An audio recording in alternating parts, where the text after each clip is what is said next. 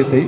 బిల్డింగ్కి ఎన్ని ఫ్లోర్లు కడతారా, 2 ఫ్లోర్లు కడతారా, 3 ఫ్లోర్లు కడతారా, ఎంత ఎస్టిమేషన్ అవుతుంది అనేది అఫీషియల్గా మీకు లెటర్ ఇస్తే ఇటువంటి కృష్ణశెట్టి అటువంటి వాళ్ళు దాదాపు చాలా మంది ఉన్నారు మన దగ్గర. కోర్టుతో కట్టిస్తాను. మీరు ఇప్పటికైనా 2 కోట్ల రూపాయలు ఇప్పుడు గవర్నమెంట్ శాంక్షన్ చేసిందని చెప్తున్నారు. ఒకటి అల్లాపూర్కి, ఒకటి ఉన్నటువంటి బాలనగర్కు, బుషాపేటకు. మరి దాని ఎస్టిమేషన్ 30 లక్షలు 50 లక్షల బిల్డింగ్ కాదు. ఇది ఏదో 2 కోట్లు డిక్లేర్ చేసాం తలా అంటే కాదు. ఒక బిల్డింగ్ కట్టాలంటే 2.5 crores 3 crores అయితే అన్ని అందుబాటు అవుతారు. మనం ఎప్పకొడపల్లిలో గర్ల్స్ స్కూల్ కట్టించాం, 2 crores అయ్యి అన్ని ఇచ్చాం. కంప్యూటర్లు ఇచ్చినాం, అవి ఇచ్చాం. రాజీవ్ గాంధీ నగర్ కట్టించాం, దానికి 2 crores అయ్యి. ఫిరోజ్గూడలో కట్టించాం, 2 కోట్లు అయిందా. ఒక్కొక్క స్కూల్స్కి కోట్ల రూపాయలు పెట్టి స్కూల్ కట్టించినప్పుడు అక్కడ ఉన్నటువంటి చదువుకున్నటువంటి విద్యార్థులకు బాత్రూములు కావాలి, టీచర్స్కు బాత్రూములు కావాలి. నీకు గవర్నమెంట్ పైసలు అవసరం లేదు. నా ఫ్రెండ్స్ ద్వారా కట్టించే పాత నేను 2 కోట్లు పెడతా, 10 కోట్లు పెడతాను. నేను మీ వాళ్ళు చాలాసార్లు చెప్పి వదిలిపెట్టిన ఎంఏ గారు. నేను మళ్ళీ మీకు ఇలా మళ్ళీ ఇస్తాను. నేను పక్కకు ఉన్నటువంటి అంజయ్ నగర్లో ఒక స్కూల్, మన స్కూల్ ల్యాండ్. నేను ఉన్న రోజులు స్కూల్లో గుడిసెలు వేయలేదు. మళ్ళీ నిన్నమ్మన గుడిసెలు వేసారని చెప్పి మామూలు వస్తున్నారు. మీ స్కూల్లో గుడిసెలు వేస్తూ ఉంటే, ప్రైవేట్ వాళ్ళు వచ్చి కబ్జా పెడతా ఉంటే మనం పట్టించుకోకపోతే ఎట్లా పరిస్థితి? నిన్న రోజులు కానీ కాపాడా. ఈ 3 రోజుల నుంచి గుడిసెలు వేసారు స్కూల్లో. మీరు అడగండి, రెడ్డి 3 గుడిసెలు పట్టి నేను మళ్ళీ కంప్లైంట్ ఇచ్చాను. ఇది బాధ్యత తీసుకోవాలి. ఎక్కడ ప్రిన్సిపాల్ తీసుకోవాలి, కంప్లైంట్ వేయాలి, డిమాలిషన్ చెప్పేయాలి. స్కూల్ పిల్లల ల్యాండ్ కబ్జాలు పెడుతుంటే మనం ఊకుంటే ఎట్లా? అవసరం మీద క్రిమినల్ కేసులు పెట్టండి, లోపల పడేయండి.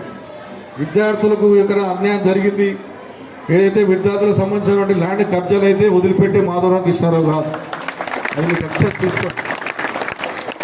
కాబట్టి నేను విద్యార్థులకు చెప్తాను, తల్లి మీ తల్లిదండ్రులు చాలా కష్టపడి చదివిస్తున్నారు. మీరు బాగుపడితేనే తల్లిదండ్రుల కళ్ళల్లో ఆనందం ఉంటుంది. మీరు కష్టపడి చదువుకోకపోతే తల్లిదండ్రులు ఇబ్బంది అయిపోతుంది. ఇవాళ చదువు ఉంటేనే ఉద్యోగం వస్తుంది, చదువు ఉంటేనే పిల్లలు వస్తున్నారు. ఇవాళ చదువు లేకపోతే పిల్లని ఇచ్చేటోడు లేడు, చదువు లేకపోతే కూడా పిల్లలు చేసుకుంటోడు లేడు.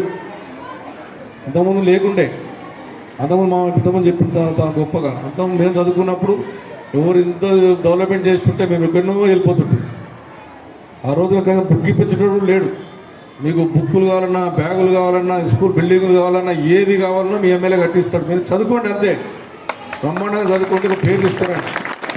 ఒక్కటి పిల్లలు పేరు తీసుకురాగలిగితే బ్రహ్మాండమైనటువంటి వేరే కాన్షియస్లో మనం ఆ రోజున ఇంతకుముందు మీ మల్లయ్య గారు చెప్పినట్టు ఆ రోజు నేను బ్యాగులు ఇచ్చేప్పటికే, బుక్కులు ఇచ్చేప్పటికే అప్పుడు ఉన్నటువంటి ప్రభుత్వం మళ్ళీ దాన్ని స్పందించి మన అన్ని స్కూళ్ళకు ఫ్రీగా బుక్కులు ఇచ్చింది. అటువంటి మాసంటి వాళ్ళం దాతలకు మన 10 రూపాయలు.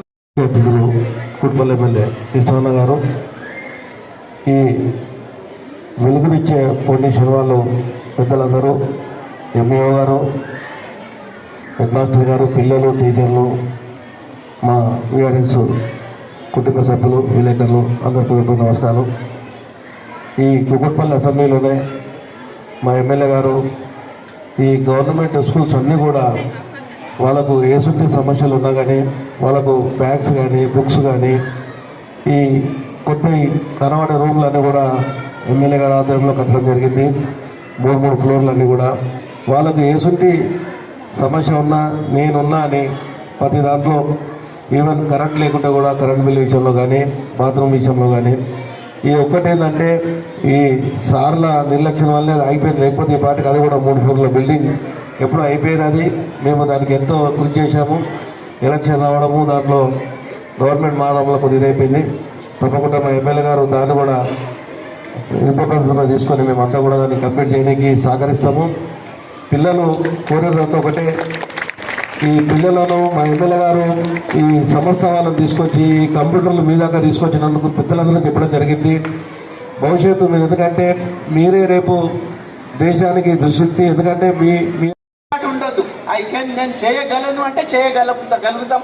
అట్లాంటి ఒక సదవకాశాన్ని, మంచి అవకాశాన్ని ఎమ్మెల్యే గారు ఇవ్వడము, ఆ పాఠశాల, అదేవిధంగా ఈ పాఠశాల హస్మత్పేటలో ఇంతకుముందు కంప్యూటర్స్ లేవు సార్. మొదటిసారి గవర్నమెంట్ పరంగా 3 పాఠశాలకు కంప్యూటర్స్ అసలు లేవు, మిగతా పాఠశాల కంప్యూటర్స్ ఉన్నాయి.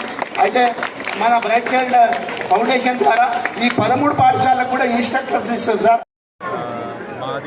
విద్యార్థులందరూ కూడా క్లాసులో వెళ్ళిపోవాలి. మైక్